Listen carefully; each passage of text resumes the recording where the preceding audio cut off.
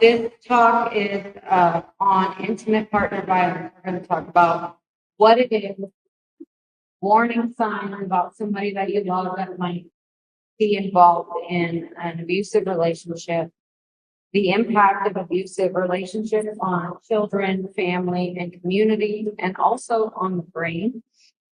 And then some do's and don'ts and resources and safety planning of ways that you can help your loved ones that may be in danger of being harmed in a violent relationship. So this next slide, it says, so what is intimate partner violence? And here it says there's 7 different types of abuse. This is essentially any of these types of abuse. Physical abuse is one of them. It can also be sexual, emotional, psychological, financial, cultural, or image-based, sort of ruining somebody's image in the community. And these types of abuse can happen outside of a domestic violence relationship, but it also applies to any domestic violence relationship. The slide are not progressing.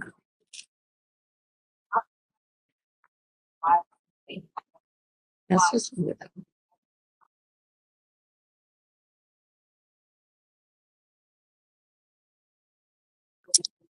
Okay. So make these a little bit bigger. Okay, so next, I want, if you look to the right, there's a 1 and a 2. We're going to talk about myths and facts about domestic violence and domestic violence relationships. So who here thinks that the myths are under number 2?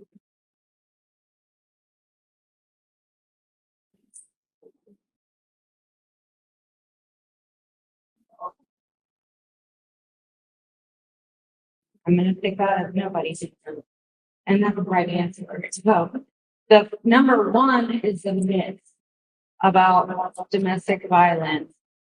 One very long-standing myth about domestic violence is that women are the only ones that are abused in a relationship and that men are the only ones that are abusive.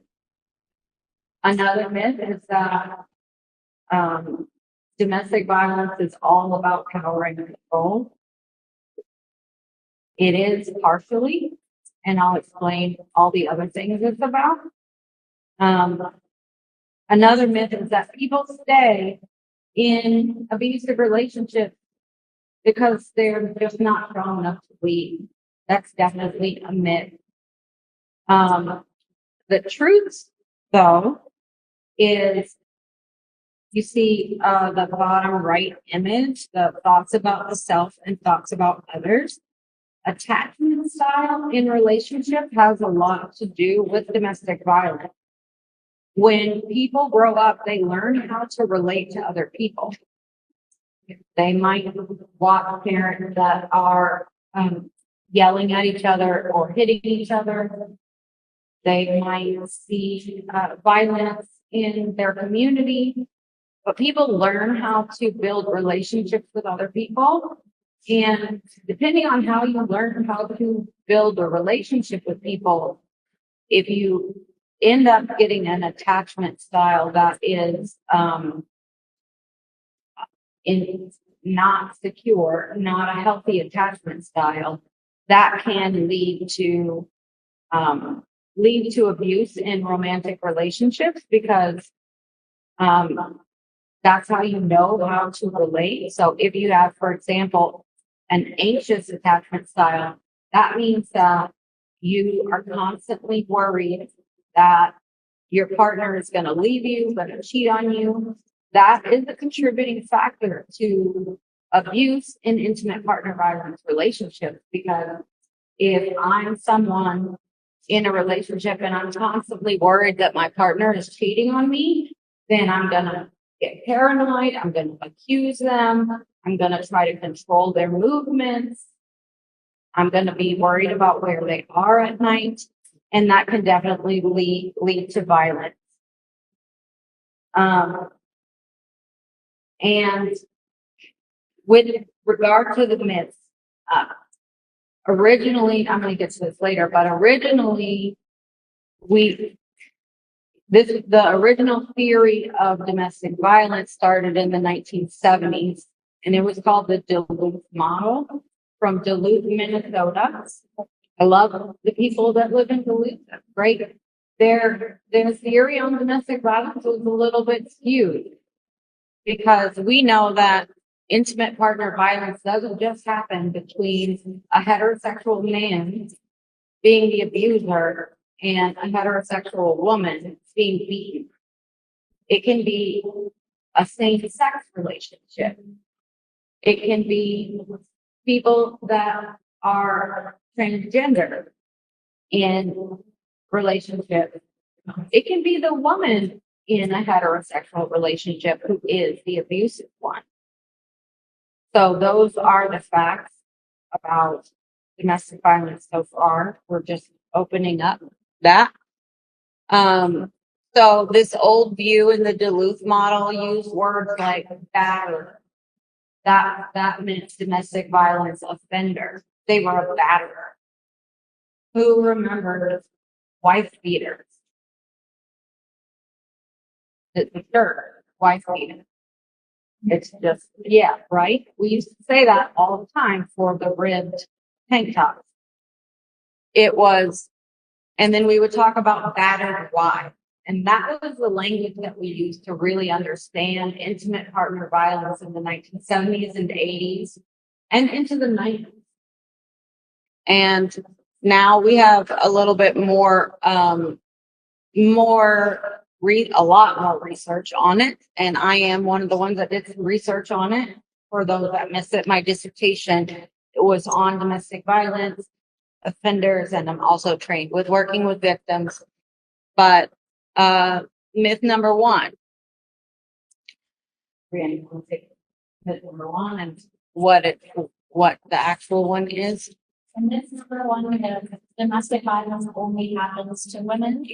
And as Melissa went over a little earlier too, but the fact is that it's 1 in 3 women and 1 in 4 men have been victims of some form of physical violence by an intimate partner sometime within their lifetime. So we definitely see that men are affected by domestic violence as well. And in fact, that statistic of 1 in 4 men is very underreported because men do not report being abused as frequently as women do.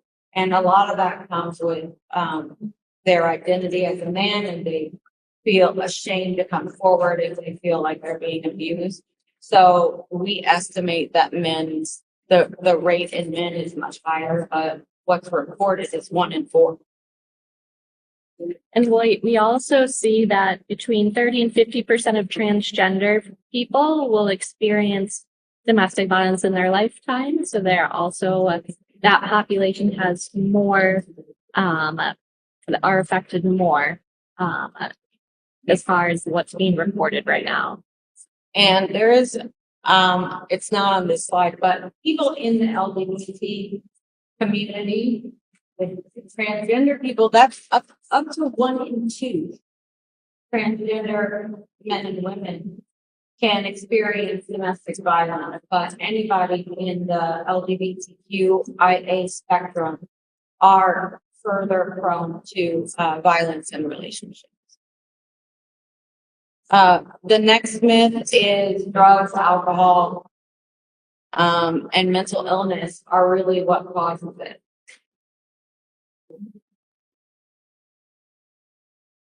You want to say?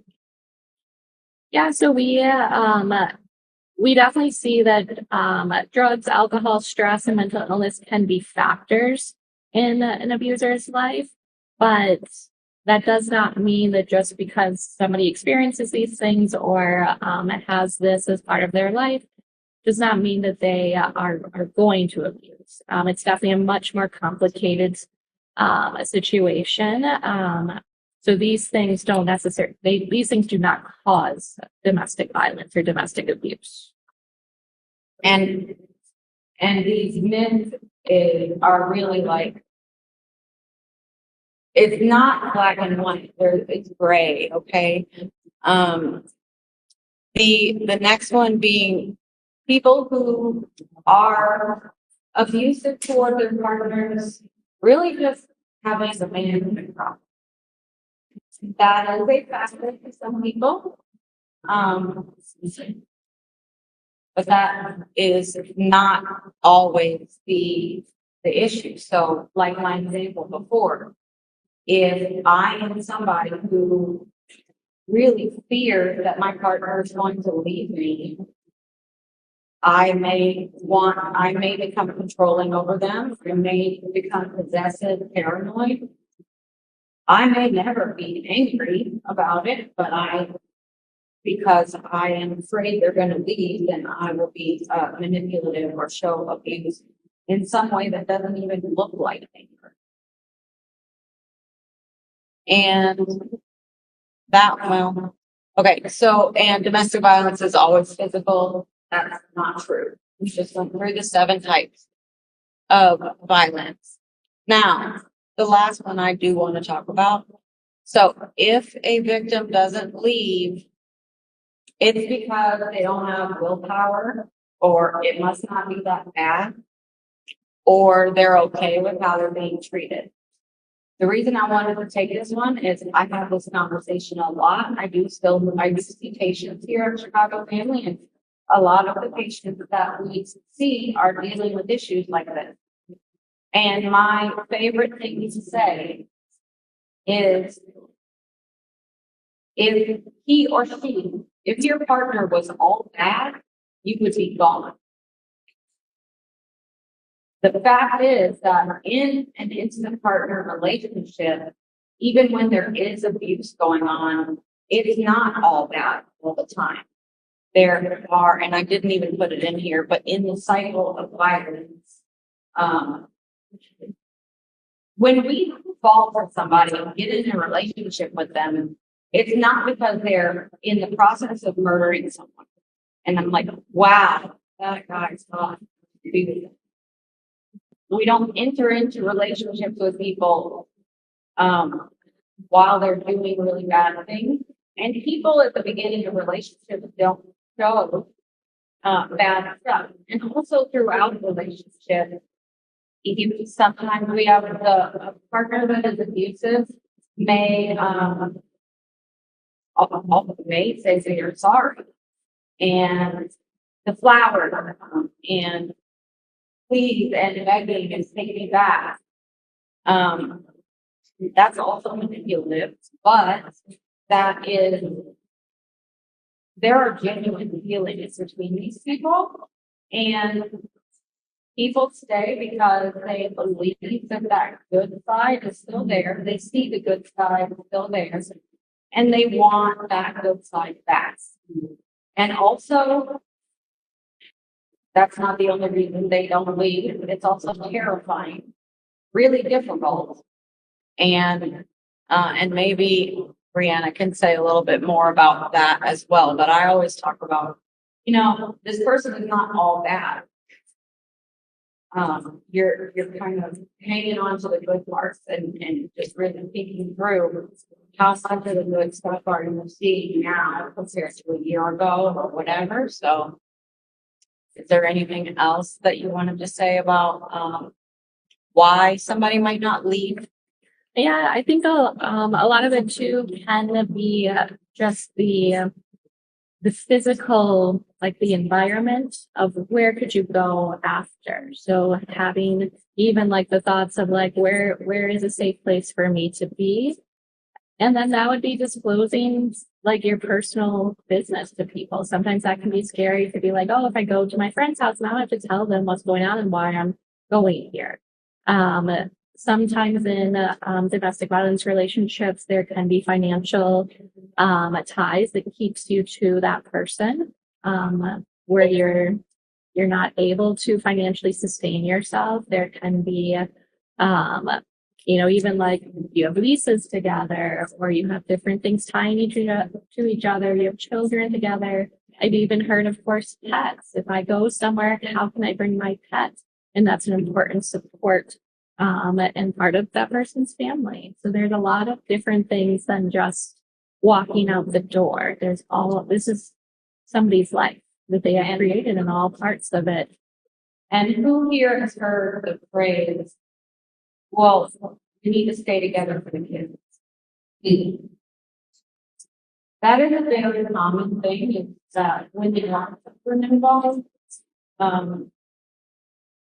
people believe, maybe from their own history, that I want to make sure, maybe I didn't have my dad around when I grew up. I want to make sure our kids have both mom and dad around. Now, the fact about that, though, is that a couple that stays together and is fighting all the time is worse for the children, their outcome, than parents who can get along and co-parent and be separated.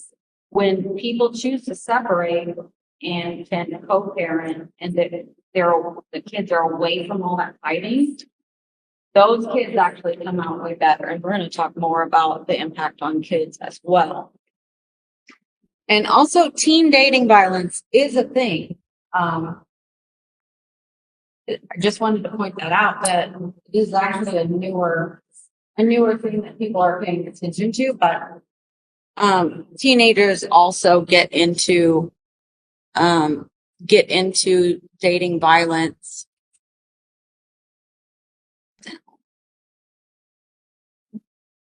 So the impact of, did you want to say anything? So what you see here on this slide is what we call ACEs. ACEs means adverse childhood experiences. Adverse childhood experiences, we do this 3 times after action by the family, partially. And it includes, did you grow up with somebody who was depressed? Did you grow up with parents that were divorced? Did you grow up with parents that were fighting? Did you witness domestic violence?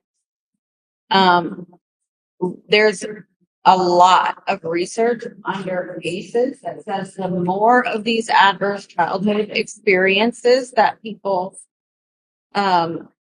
encounter in their childhood, the more likely they are to have traumatic brain injuries, fractures, burns, to be in abusive relationships. If they grew up with adverse childhood experiences, the more likely they are to have depression, anxiety, mental health concerns, unintended pregnancy, cancer, diabetes, alcohol use, and difficulties or limited opportunities with education and income. And the other thing the way I like to explain the impact of any of these traumas in the brain is, imagine, in the brain there's a neurons. Neurons are what connect. I don't know what they are, but they connect to each other. I do know something, but they connect to each other to send messages through your brain about everything from emotions to how to pick up your foot and take a step. That's what your neurons do.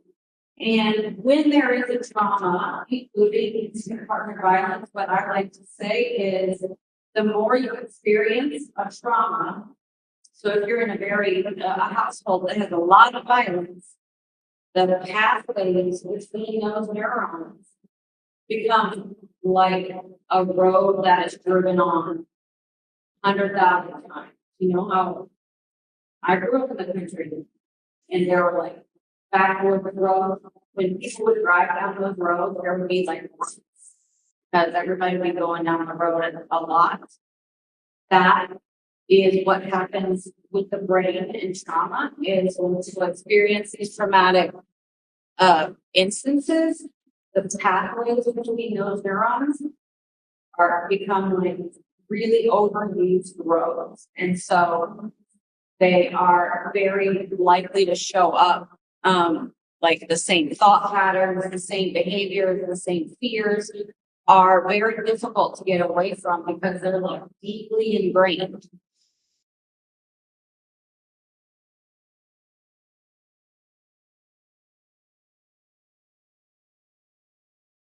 So this is more about the brain.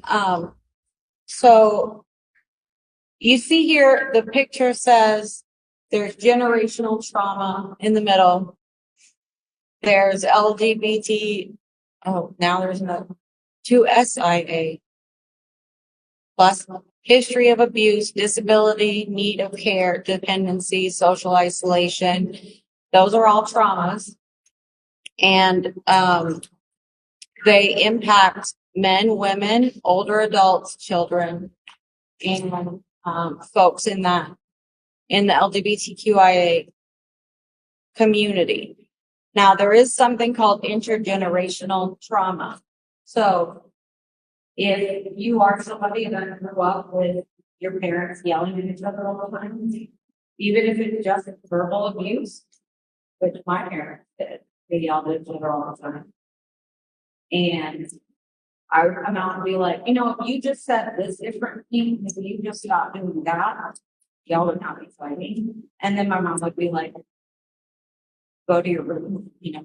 Now I'm a therapist, so I get to tell people what to do, and sometimes they listen. So my parents didn't like to listen. If you grew up with family that was yelling at each other all the time, there is something that happens where children may end up when they get in their own relationships having that same abuse show up. It is not a guarantee.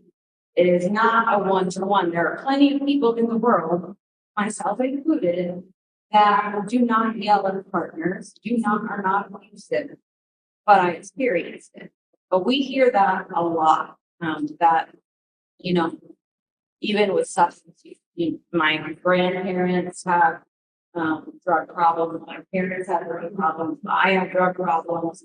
Now I'm trying to stop my kids from having drug problems. Same thing with intimate partner violence. So intergenerational trauma does happen. It's just really important to know that it is not a causal relationship, meaning A plus B equals C.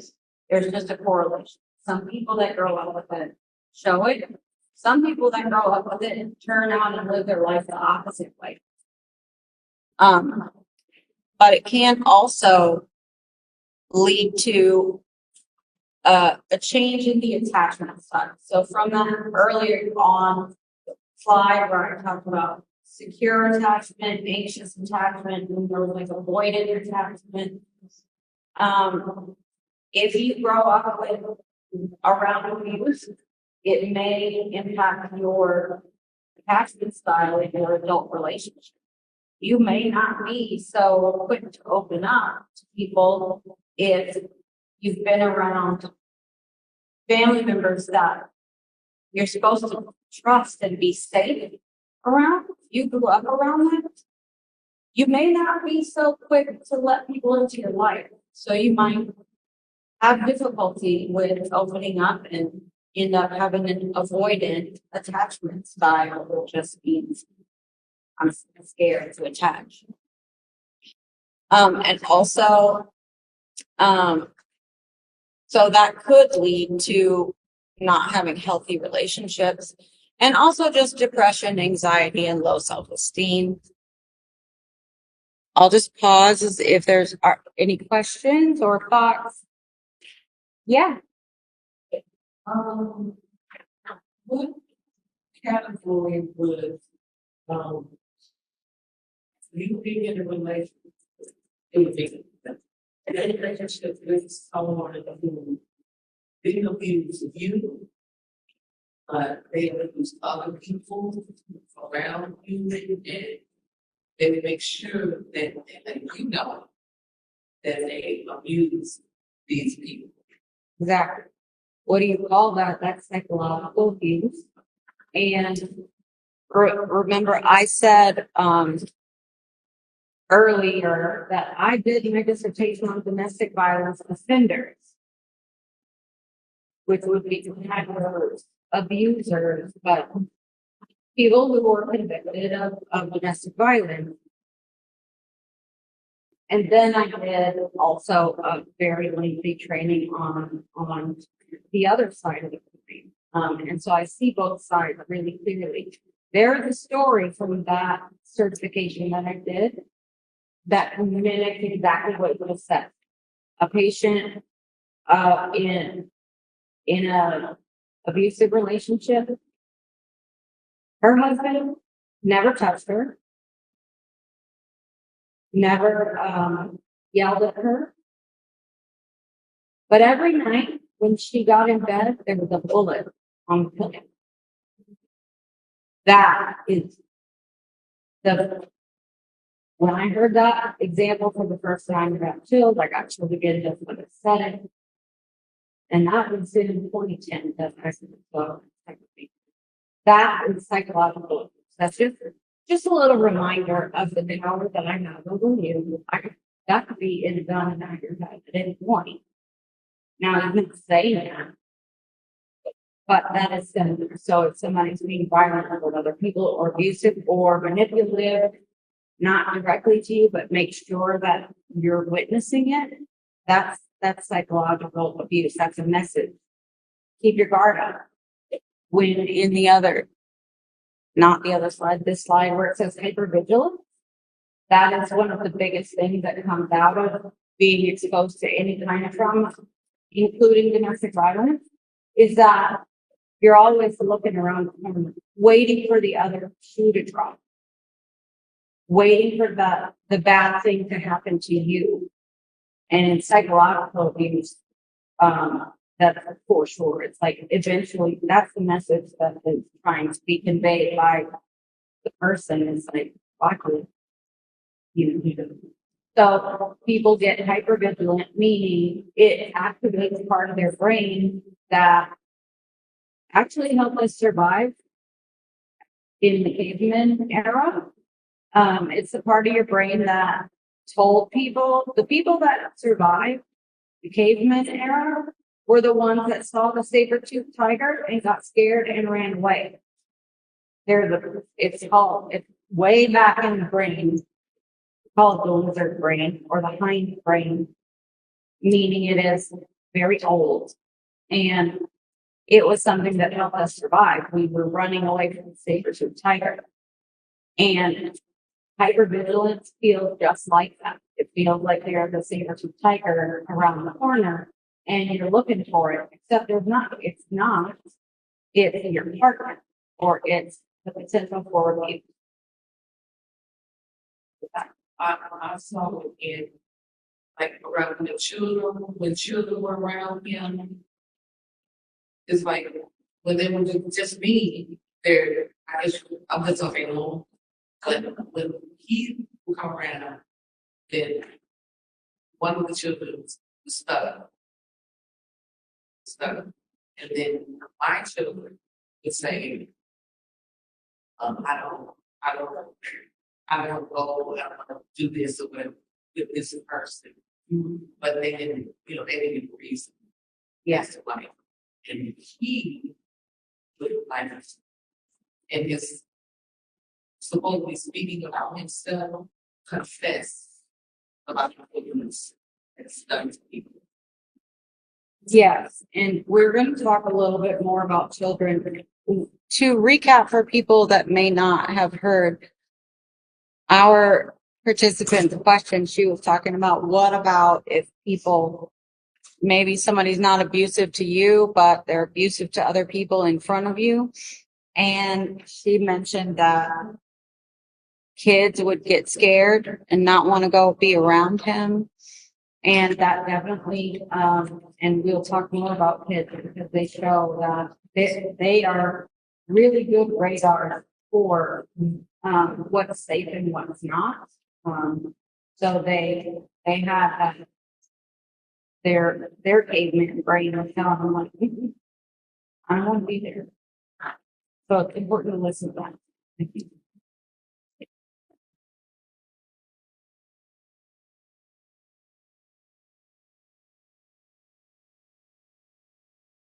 Okay, so let's talk a little bit more about kids.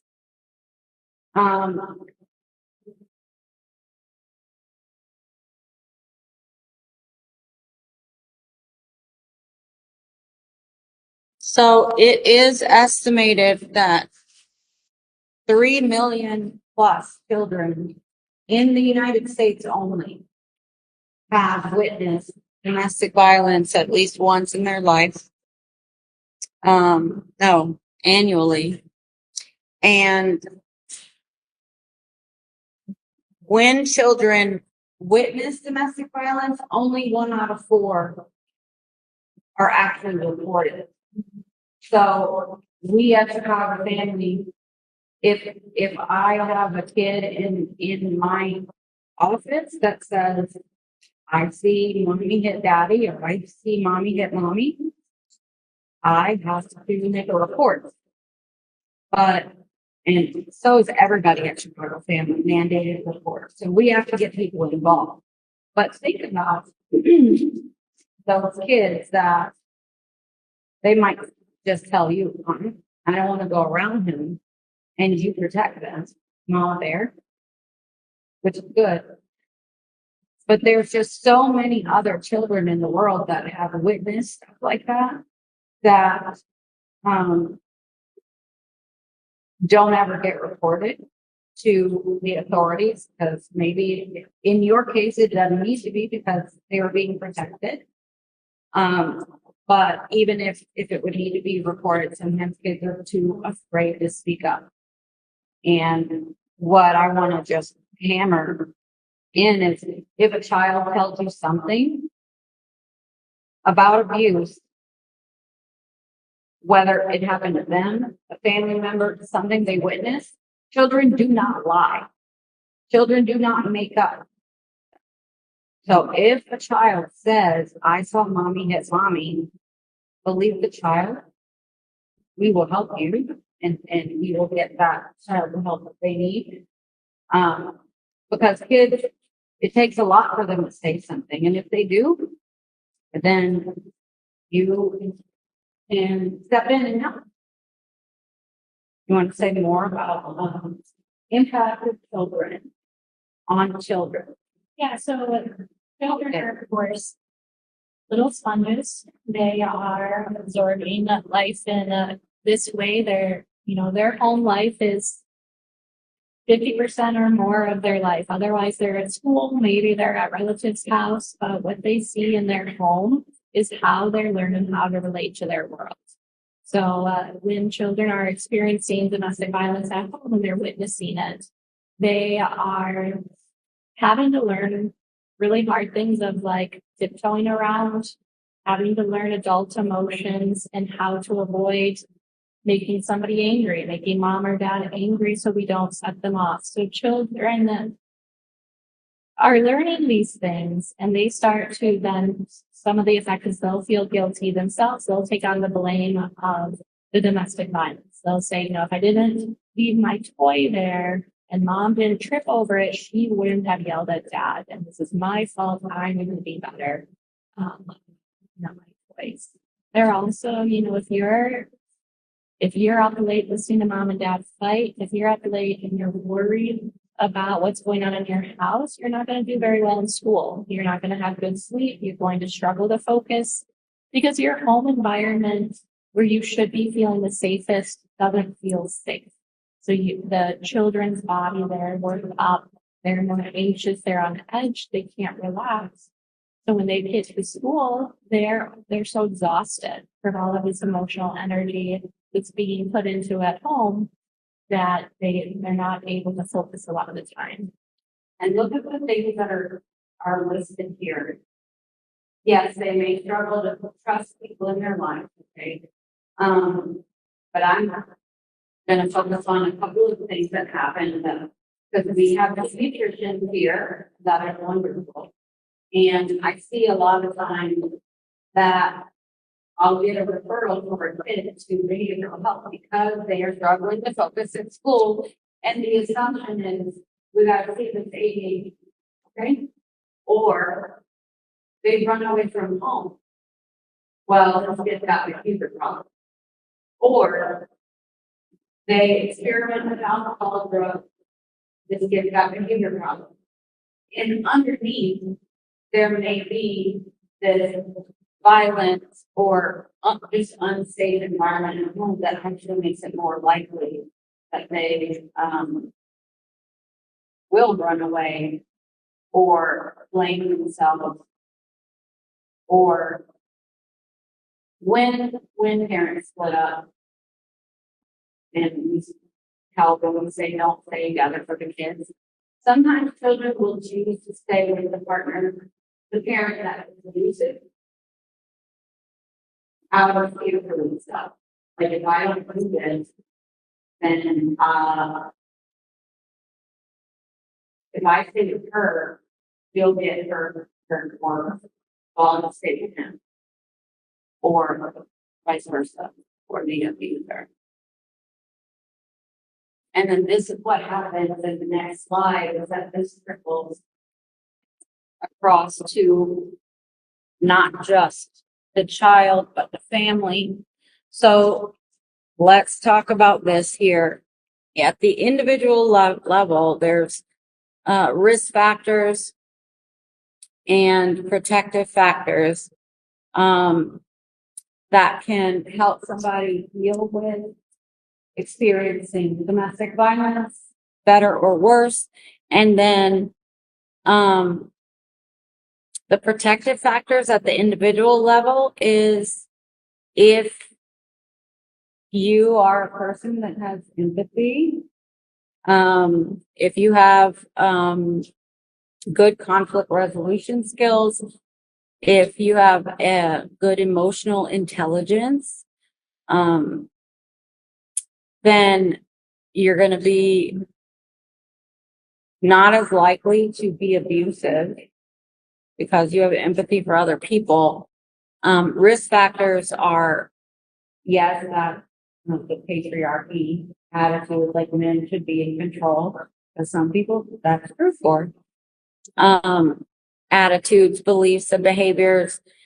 And then if you look at it, it trickles to the relationship. There's risk and protective factors to being a victim and perpetrating violence. So one of the risk factors for perpetrating violence is witnessing it when you're growing up, not a one-on-one causal relationship, because you might you might decide to do the opposite. The protective factors for relationship is family. If there's healthy relationships in the family, that will help with having less violence or abuse in the relationship. But then this trickles out to the community. So if you think about a perpetrator at the individual level, in the partner that is violent, say they're violent, that can trickle into maybe they're violent on their own. That does trickle into how it affects their significant relationships, romantic relationships, friendships. That can also trickle into community violence, alcohol abuse, poverty, and violence in the neighborhood, and also difficulty at school. It trickles into the community. So if there is a perpetrator at the individual level, this trickles through. And some of the most recent research is about societal. that to end domestic violence is to prevent it. And to prevent it, it takes a community to rally against it, and a community that will make sure that that this is not tolerated, that will protect their communities, their families. They will speak out if they were a victim, or even if they were a perpetrator and spent time in jail.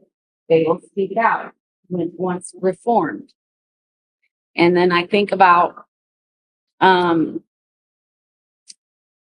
look at the risk factors in society. If people become victims, in the sense of racism. When there is racism, they're more likely to be a victim of hate. Guess what? We are a very racist society. And it takes an anti-racist movement to stop racism, just like it's an anti-domestic violence movement to stop domestic violence. And also, there's gender inequality. We need to be accepting of all people. And I'm going to point to a website that focuses on this community intervention model of how we need to all band together as a community to intervene here. And this is not a political talk about education. I can't ignore, what was it? 700,000 people marching on March 18th. We're a large community, and across the country there is a societal movement against anti-fascism, it was the No Kings March. I have many hands-off Chicago clients in English and in cars. If you want to keep on that march, that movement. And also, our society is very heterosexist. So, being part of the LGBT community, you're more likely to be a victim because our society doesn't really accept non-cisgender heterosexual relationships. So, for the movement against intimate partner violence, we really need to embrace these things like anti-racism, gender normativity, anti-heterosexism. We need to, and anti-violence. We need to instead embrace empathy, love for other people, how to embrace each other as a community, lifting each other up, working together as a community. When I started working here 10 years ago, I can tell you, South Chicago really bottomed a lot of South Chicago and East Side, the neighborhoods down here. We really are a community that protects each other. So that part is great, even though we struggle with several things down here, like racism and poverty and all of those things. When you band together as a community, that is a protection factor. So they told me that I was supposed to talk about warning signs of abuse. And you can see here in the slide, this is 9 warning signs, and this is something you can think about for yourself or loved ones. If you see, one of your friends starts dating this new guy, and it's like they met at church or wherever, and then in 3 days they want to move in together, and in 3 months they're moving toward marriage. That fast pace, that's a warning sign. And the fast pace, that's part of their attachment style. Like they want, once they see the potential to have a person that loves them, that is, it's controlling and a red flag, but it's because they want to keep it and make it move fast and, get them in there. Another warning sign is isolation. If somebody is telling you that their partner doesn't let them go to church anymore, or doesn't let them go to their favorite lunch and learn about them, or start talking bad about their family. Oh, I don't like them. It's safer. The isolating the partner from their support outside of the relationship is an early warning sign, because the perpetrator is trying to make themselves the center of that person's work and for control, and maybe for also that how they know how to build relationships. That's not an excuse at all to be abusive, but that may be just how they learn, and it's not. Unpredictability in a relationship. So if your friend is something saying like, I don't know, it's like something wrong. I know what he's gonna go. The little statements that are not, and then people start saying things like, I'm walking on him. And the house is gonna make me mad. That is a warning sign. Also shifting blame. That would be in a relationship that could become violent. The abuser may refuse to accept responsibility. I just accept responsibility. It'll never happen again. I just hope that because I had a fight with my friend. There's also monitoring, which in the digital world, a lot of people, it's like, and this is happening in my visits with patients a lot. Like, he turned off and share location with me. That's something like they have to share their location with each other. That's a form of control. And monitoring and being possessive and having boundaries that are not healthy. So, warning signs of abuse. Does your intimate partner isolate you from family and friends? Do they embarrass you or put you down? Do they control what you do, spend, say, or wear? Like, don't wear that. You look like a hooker. Do they deny you access to money? A lot of times that is how people get stuck in relationships, because their partner says, oh, well, now you're pregnant, you're going to have to quit your job. So then they have no means to get out. That is a warning sign. Using force or threats, obviously, or being violent and yelling, or blaming you for problems in the relationship. People call gaslighting. Make it like you're the crazy one. What are you talking about? You're the one that wore the hooker outfit. I didn't start that joke off. If you wouldn't have done that, we wouldn't be here. So these are the warning signs. So 1 in 3 women have experienced intimate partner violence. There's 3, 6, 7, 8, 9, 10, 11 people in the room. And I think there was 3 or 4 more. So 15. So that means 5 out of the 15 of us have experienced intimate partner violence in their lifetime. And it's much more likely that a larger percentage of us have been exposed to somebody else that they love and care about going through it as well. So who here believes that they have been, that intimate partner violence has shown up in their life in some way, whether it's through somebody they love and care about or themselves?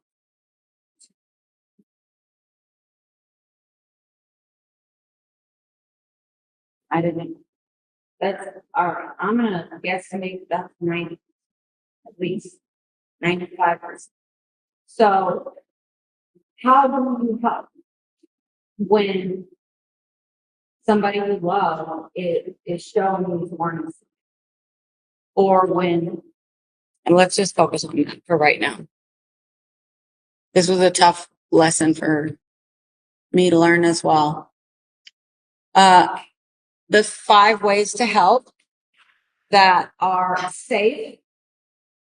First of all, what's important, the biggest thing that's important in someone you love that is potentially in danger of the relationship is they need to be in control. If you come at them, and that includes the therapists that are in the room, that I am their boss. They learned this in school too.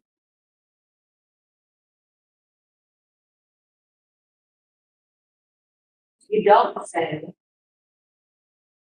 you have to leave. Now, let me help you leave. We're going to do it now. Because you know what? Dynamic that way. I know it comes from, and I've made that mistake myself before. And you gotta go. Let's what can I do to help you leave? I can help you get a order of protection. I can do this, I can do that. Because we want to help.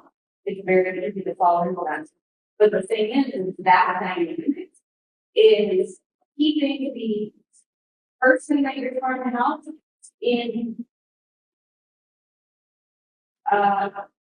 the role where they don't make the decision. You're making the decision for them. So there is a model that we are trained in called seeking safety.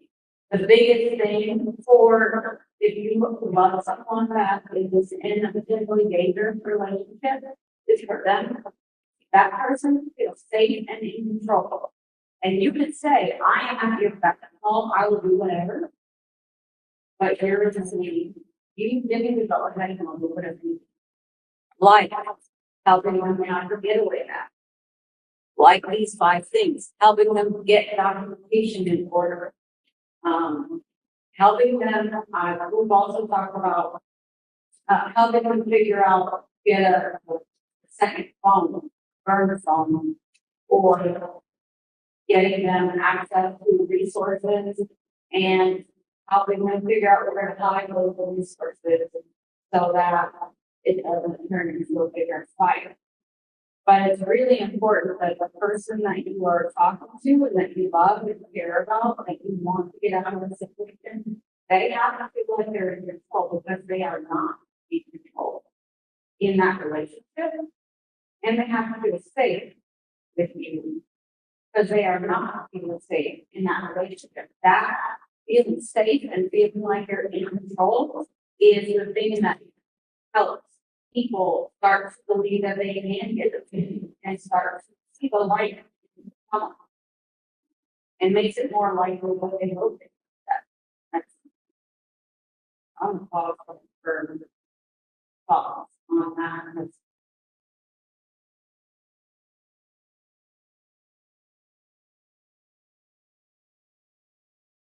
It was a hard lesson for me to learn that I could save somebody. What do y'all think about that?